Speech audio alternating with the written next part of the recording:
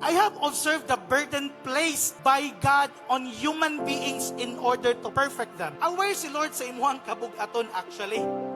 Aware si Lord nga natay gidaladala nga mga kasilo, natay gidaladala nga kaluyahon, natay gidaladala nga mga discouragement, disappointments, pain, expectations versus reality, family problem, whatever nga nakapabugat sa tuwa. Aware si Lord ana. Siya ningon nga I have observed. Pero nga nung siya Dios, kabalo siya nga natay loads, natay heavy loads na to, pero siya Dios nga nung wala niyang ginatangtang because gusto si Lord nga kita mismo muduol ug mo surrender niya. Kita og kabalo si Lord sa imong giagian. Kabalo si Lord sa atoang mga challenge nga tong giagian, sa atong kalisod, sa kaubos sa atong situation, even to the point that we are walking in the valley of shadow of death, mga igsoon, but aware si Lord nga kita nagdaladala tag mga heavy loads. Pero ang gusto sa Ginoo karon mga igsoon, even though nga siya Ginoo kabalo sa tanan, ganahan siya nga kita mismo mo step in. Kita mismo mo surrender sa Ginoo. Because iyang giingon, in order to